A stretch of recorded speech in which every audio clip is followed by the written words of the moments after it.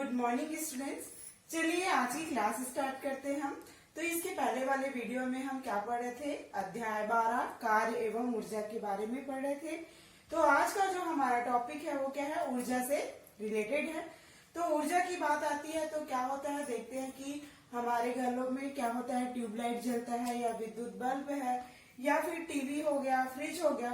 तो इन सभी चीजों को चलाने के लिए क्या होती है, विद्युत ऊर्जा की आवश्यकता होती है। उसी प्रकार आपका कार हो गया, बस हो गया, बाइक हो गया, मोटरसाइकिल, तो इन सभी चीजों को चलाने के लिए भी क्या होता है, ऊर्जा की आवश्यकता होती है, जो कि इससे प्राप्त होता है हमें पेट्रोल और डीजल से। अब बात आती है तो ऊर्जा के बारे में बात कर रहे हैं। तो ऊर्जा के कई रूप होते हैं, जैसे आपका रासायनिक ऊर्जा हो गया, विद्युत ऊर्जा हो गया, नाभिकीय ऊर्जा हो गया और क्या है, यांत्रिक ऊर्जा हो गया।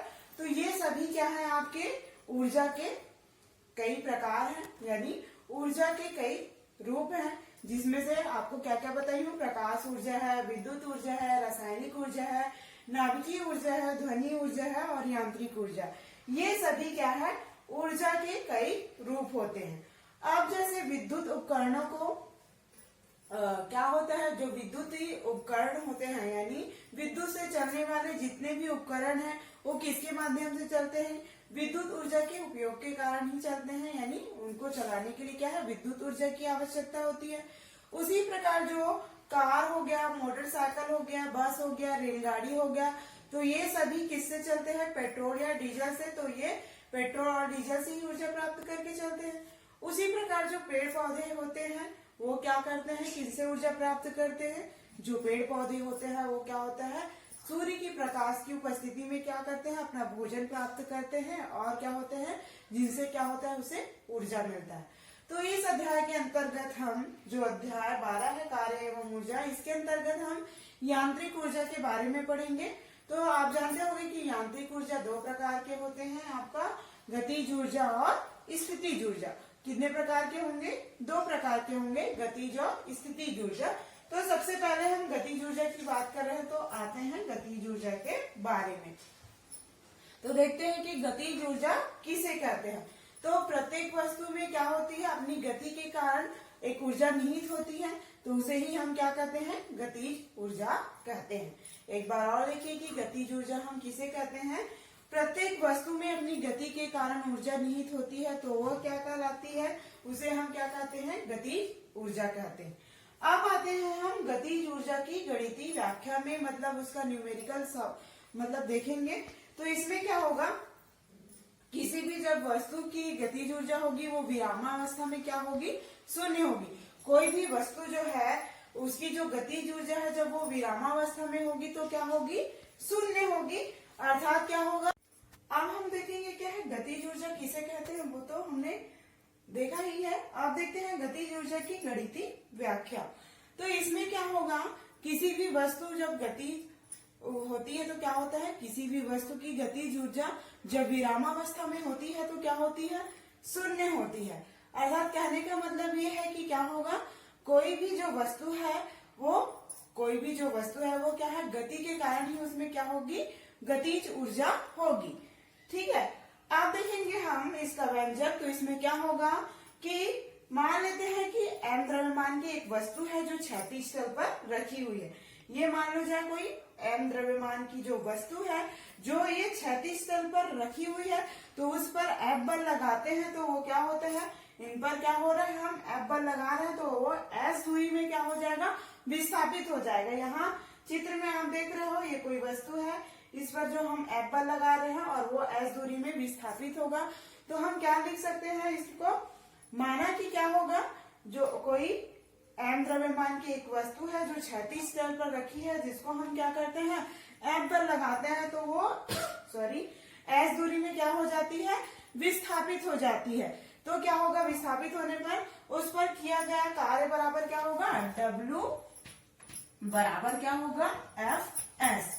अब आप लोग जानते होंगे किसी वस्तु पर जब हम बल लगाते हैं तो क्या होता है, जब हम किसी वस्तु पर बल लगाते हैं तो उसमें त्वरण उत्पन्न होता है। आपने गति चैप्टर में भी पढ़ा है। ठीक है। तो जब हम किसी, देखिए जो हमारा अगला टॉपिक है वो क्या है, गतिज ऊर्जा व किया गया कार्य। तो हम इसमें देखेंगे क्या होगा। माना कि क्या होगा, कोई m द्रव्यमान की वस्तु है जो क्षैतिज तल पर रखी हुई है, तो उस पर जब हम F बल लगाते हैं तो वो क्या होता है, s दूरी पर विस्थापित हो जाता है, जैसे कि चित्र में मैंने आप लोग को बताया था। तो यहाँ पर क्या होगा, उनके द्वारा किया गया कार्य फिर क्या होगा, W बराबर Fs होगा। ठीक है, कोई वस्तु है जिस पर हम बल लगा रहे हैं F बल, तो s दूरी में विस्थापित हो रहा है, तो उस पर किया गया कार्य बराबर क्या होगा, Fs।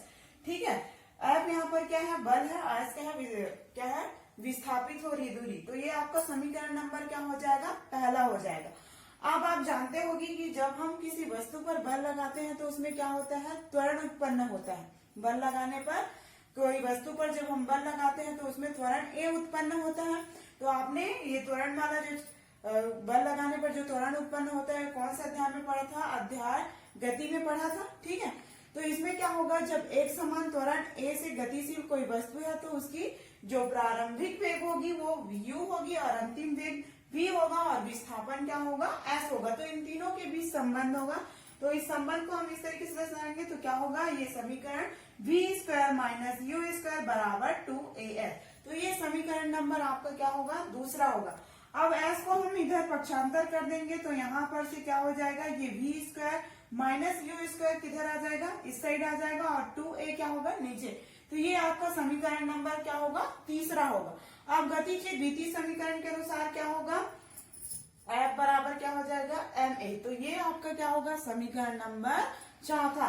अब देखेंगे समीकरण 3 व समीकरण 4 से क्या होगा, S व F का बल समीकरण 1 में रखने पर, मतलब हमारा समीकरण S बराबर इतना निकला है और समीकरण 4 में F बराबर इतना ही ma निकला है। तो हम समीकरण 3 और 4 से क्या है, F और S का मान जो है वो समीकरण 1 में रख रहे हैं। तो ये क्या हो जाएगा, हमारा समीकरण क्या है, W बराबर Fs है। तो W ये आ गया और F के जगह हम क्या रखेंगे, ma। ठीक है, हमने मान रख दिया। फिर हम क्या रखेंगे, S का मान रखेंगे, यहाँ कुछ नहीं है मतलब इंटू है। तो S का मान कितना निकला हुआ है आपका, v square minus you square upon 2a।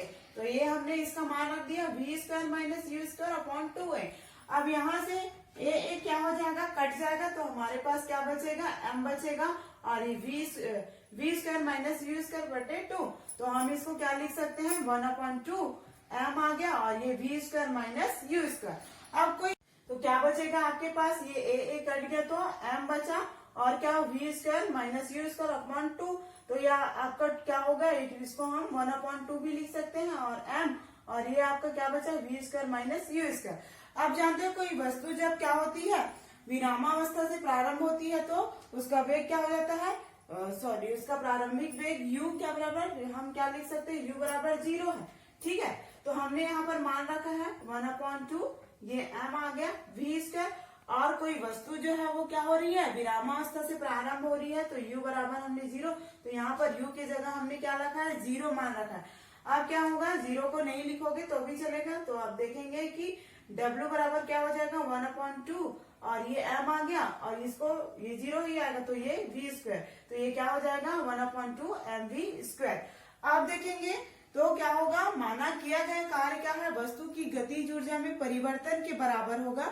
और यदि वस्तु क्या होगा, स्थिर अवस्था से गति करती है, स्थिर अवस्था में गति करती है, तो किया गया कार्य गतिज ऊर्जा के बराबर होगा।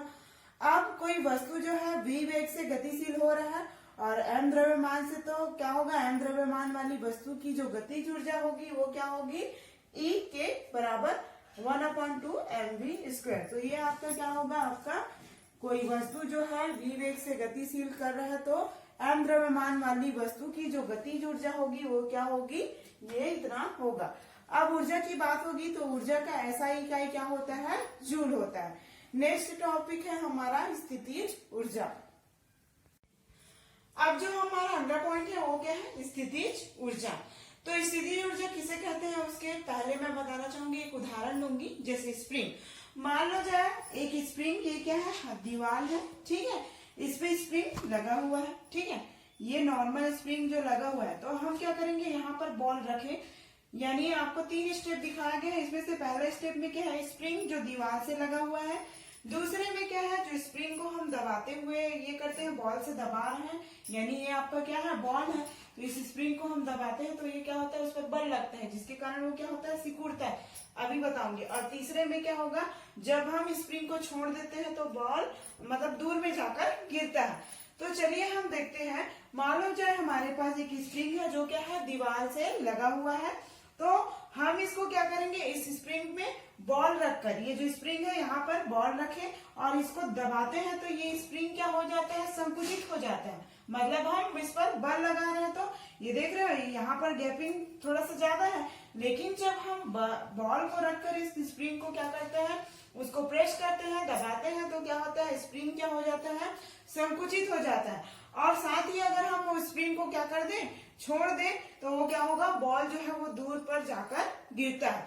उसी प्रकार देखेंगे जब हम गुलेल का उपयोग करते हैं, आप लोग देखे होंगे इस तरीके से लकड़ी का बना हुआ रहता है, यहाँ पर रबड़ लगाकर, और यहाँ पर क्या होगा, उसको हम क्या करते हैं, रबड़ का जो रहता है वहां पर पत्थर लगाकर क्या करते हैं, किसी चीज को निशाना लगाते हैं, तो जैसे ही वो पत्थर क्या होता है, उधर दूर में जाता है, इस तरीके से हम छोड़ते हैं तो वो दूर में जाता है, तो रबड़ जो है, वो जो गुलेल जो है वो अपनी प्रारंभ मतलब पहले वाली स्थिति में आ जाती है। उसी प्रकार स्प्रिंग में जब हम उसको दबा रहे हैं, मतलब हम उस पर कार्य कर रहे हैं, तो वो क्या हो रहा है, स्प्रिंग संकुचित हो रहा है, और जैसे ही हम उसको छोड़ देते हैं तो क्या हो जाता है, बॉल दूर में जाकर गिर जाता है। तो स्थितिज ऊर्जा क्या होगी, किसी वस्तु द्वारा किए गए कार्य में संचित ऊर्जा को ही हम क्या कहते हैं, स्थितिज ऊर्जा कहते हैं। यानी हम क्या करते हैं, कोई भी वस्तु पर कार्य कर रहे हैं, यानी बल लगा रहे हैं, जिसके कारण क्या होते हैं, उसमें जो ऊर्जा संचित होती है वही क्या होती है, आपकी स्थितिज ऊर्जा होती है। और प्रत्येक वस्तु की अपनी स्थिति के अनुसार क्या होती है, स्थितिज ऊर्जा होती है। ये स्थितिज ऊर्जा क्या होती है, एक रूप से दूसरे रूप में क्या होती है, रूपांतरित होती है, और वस्तु को क्या करती है, कार्य करने के लिए सक्षम बनाती है। जैसे एग्जाम्पल के रूप में हमने क्या किया था, स्प्रिंग मान लो जो दीवार से लगा हुआ है, उसको हम क्या करते हैं, बॉल रखकर दबाते हैं, तो क्या होता है, स्प्रिंग संकुचित हो जाता है, और जैसे ही हम छोड़ते हैं तो वो क्या हो जाता है, बॉल दूर गिर जाता है।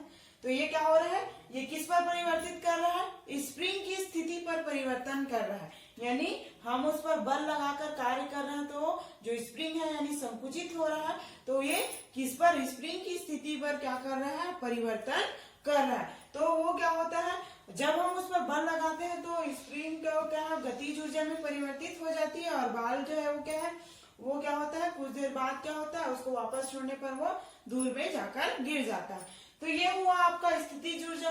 अब देखते हैं हम गुरुत्वीय स्थितिज ऊर्जा के बारे में। तो उसके अगला जो हमारा पॉइंट है वो क्या है, गुरुत्वीय स्थितिज ऊर्जा। तो क्या होता है, जब किसी वस्तु को क्या होता है, पृथ्वी से ऊपर की ओर उठाते हैं, तो क्या होता है, उसकी जो ऊर्जा होती है उसमें वृद्धि होती है, और वो क्या होता है, गुरुत्वाकर्षण बल के विरुद्ध कार्य करता है।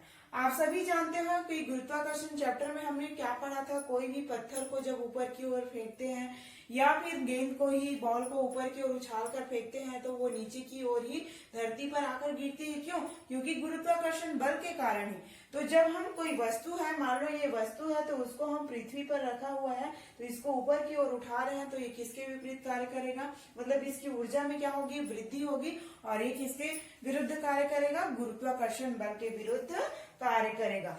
तो वस्तु को एक निश्चित ऊंचाई तक उठाने में क्या होगा, उठाने में किया गया कार्य स्थितिज ऊर्जा होगी, क्या कहलाएगी, किया गया कार्य ही स्थितिज ऊर्जा कहलाएगा। इस प्रकार हम देखेंगे कि तो क्या होगा कि गुरुत्वाकर्षण बल के विरुद्ध क्या है, कार्य करने के कारण ही क्या होगा, जो वस्तु में संचित ऊर्जा होगी वही क्या कहलाएगी, आपकी गुरुत्वीय स्थितिज ऊर्जा कहलाएगी। मान लो जाए कोई वस्तु है जिसका द्रव्यमान क्या है, m है, ठीक है।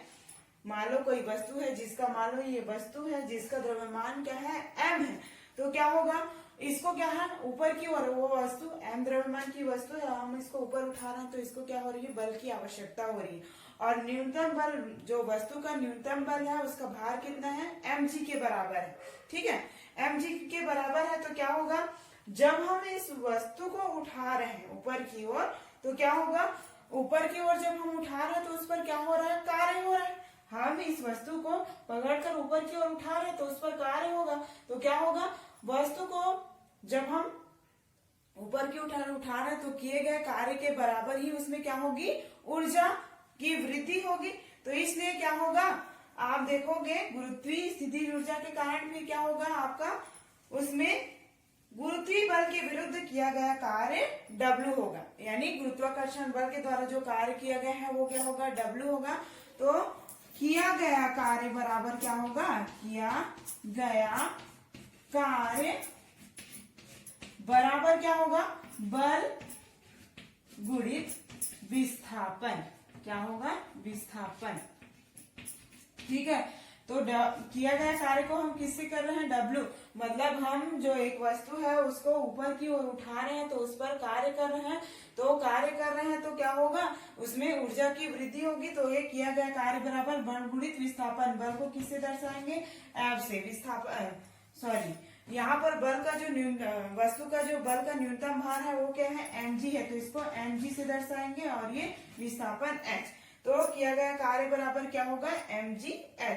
तो इस तरीके से आप देखेंगे तो हम जब किसी वस्तु पर कार्य कर रहे हैं, यानी किया गया कार्य क्या है, mg h है किसी वस्तु पर, तो उसका जो स्थितिज ऊर्जा होगा वो भी क्या होगा, mg h होगा। तो हम इसको स्थितिज ऊर्जा बराबर क्या लिख सकते हैं, EP बराबर क्या लिख सकते हैं, mg h। तो ये आपका गुरुत्वीय स्थितिज ऊर्जा। आगे हम शक्ति के बारे में पढ़ेंगे कि शक्ति किसे कहते हैं।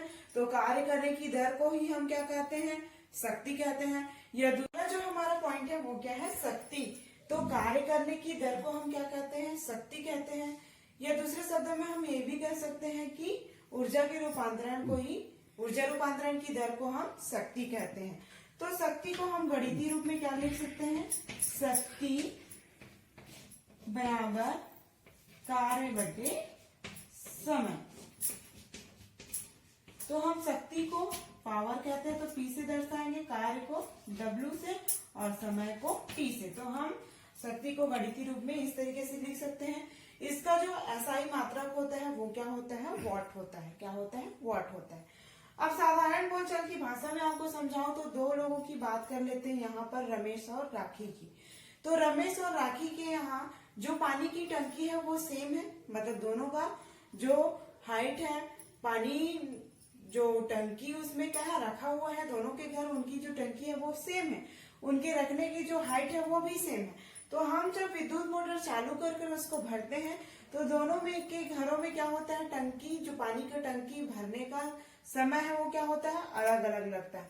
मान लो जाए राखी के घर का आधा घंटा में टंकी भर जाता है, तो रमेश के यहाँ का क्या लगता है, 40 मिनट लग जाता है, यानी 10 मिनट एक्स्ट्रा।